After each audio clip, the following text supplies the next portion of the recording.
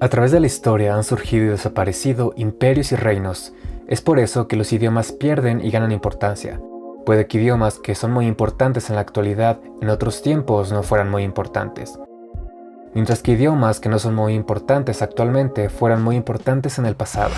Así que veamos cuáles fueron los 10 idiomas más importantes en el siglo XVI. Número 10. Chino mandarín.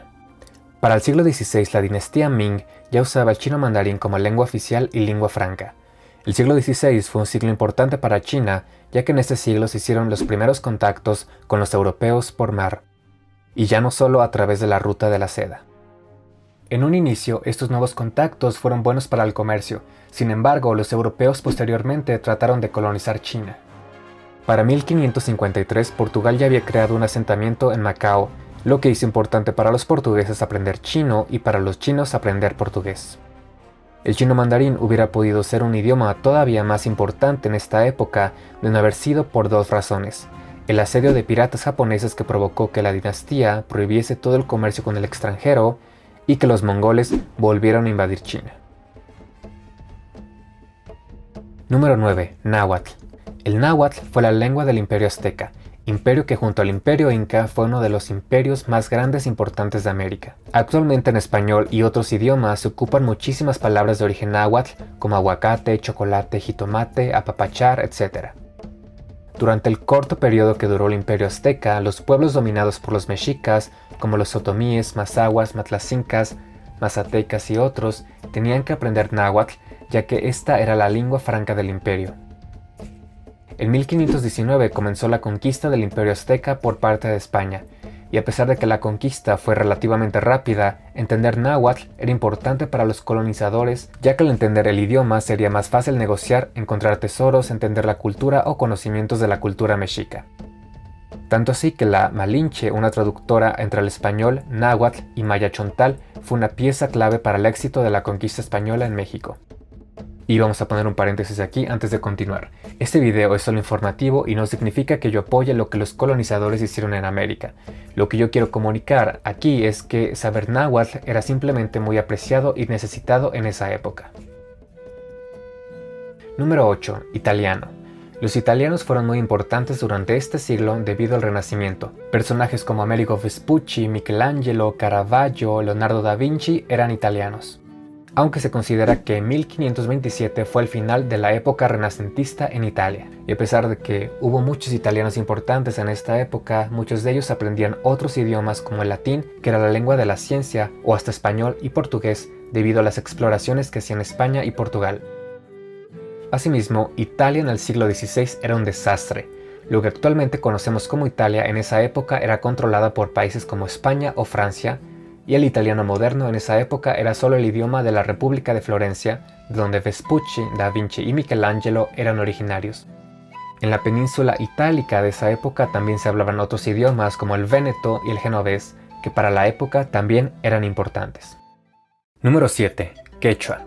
Junto con el Imperio Azteca, el Imperio Inca fue uno de los imperios más grandes que hubo en América, y a diferencia del Imperio Azteca, el Imperio Inca fue mucho más difícil de colonizar, por lo que encontrar personas que sirvieran de traductores entre el quechua y español era muy valorado, no solo para colonizar, sino para entender sus costumbres y descubrimientos. Número 6. Malayo. Ya con el sultanato de Malaca, el malayo era un idioma importante, pero la razón por la que el malayo logra estar en el puesto 6 es el comercio. Desde inicios del siglo XVI, los portugueses y posteriormente los neerlandeses comerciaron y colonizaron esta región. Ya desde esa época el malayo funcionaba como lengua franca en toda esa región, y los colonizadores neerlandeses dejaron que así siguiera. Los portugueses trataron de imponer más su idioma, aunque los Países Bajos se hicieron con el control de toda Indonesia, mientras que Portugal solo pudo quedarse con Timor Oriental, en donde aún se habla portugués. Así que para hacer comercio con esta región tan importante del mundo, el malayo se convirtió en un idioma importante. Aunque el malayo de esta época era más puro, ya que aún no tenía la influencia inglesa, neerlandesa y portuguesa que tiene hoy, y además era escrito en el alfabeto arábigo. Número 5. Neerlandés. A pesar de que el neerlandés no fue muy importante en la primera mitad del siglo XVI, al final de este siglo se hizo un idioma extremadamente importante para el comercio. En los 60s, los Países Bajos comenzaron su lucha por la independencia del Imperio Español. y para finales de este siglo lo consiguieron para comenzar con el negocio de las especias en los territorios de la actual Indonesia y Malasia. Entre 1510 y 1557, el 40% del comercio global estaba en Antwerp, aunque aún bajo el dominio español. Después de la independencia, el comercio se trasladó a Ámsterdam y los neerlandeses lograron ser comerciantes muy importantes en todo el mundo. A diferencia de España y Portugal, los neerlandeses jamás forzaron a los habitantes de sus colonias a hablar neerlandés. Actualmente en el idioma malayo aún se usan muchas palabras de origen neerlandés, pero este idioma jamás fue hablado totalmente en Indonesia. Ya para esa época el malayo funcionaba como lengua franca en esa región, y a los neerlandeses no les molestaba realmente. Número 4. Turco otomano. El Imperio Otomano fue uno de los imperios más grandes que hayan existido, llegando a competir en poderío con el Imperio Español y Portugués. Para este siglo los turcos llegaron a controlar muchos territorios europeos, asiáticos y africanos, llegando a su punto más alto de expansión en este siglo.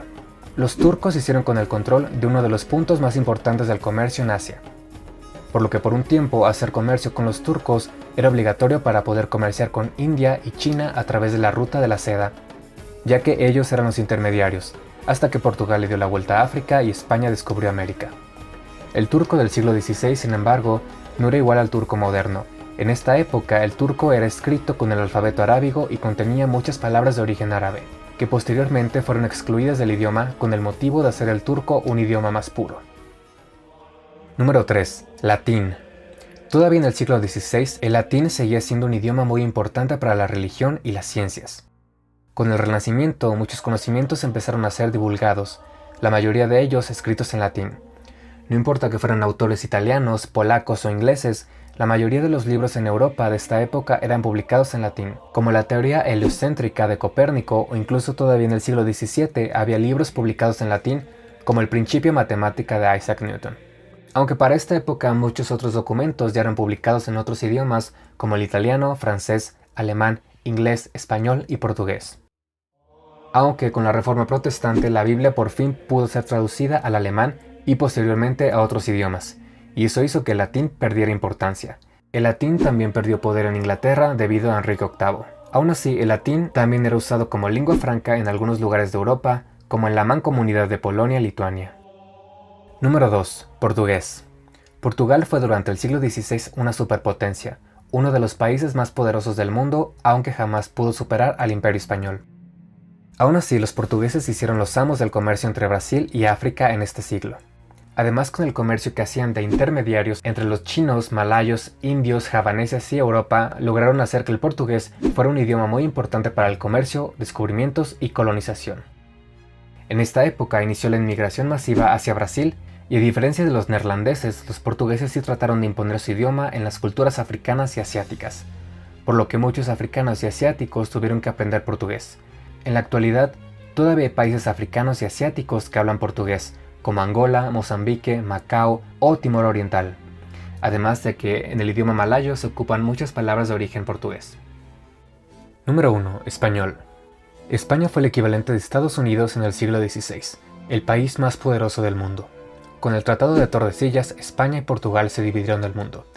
Y con la conquista de América, España pudo generar muchas riquezas con los descubrimientos y productos que traían no solo de América, sino también de otras colonias como las Filipinas. El español fue el idioma más importante de aprender de todo el siglo XVI, ya que hacer comercio con España era muy beneficioso. Además que España también trajo al mundo varios descubrimientos, como con Fernando de Magallanes, quien dirigió el primer viaje alrededor del mundo, que aunque Fernando era portugués, esto lo hizo para la corona española. Y además en esta época comenzó la inmigración masiva de europeos a América, y claro, muchos europeos que no eran españoles tenían que aprender español para poder vivir en estas colonias.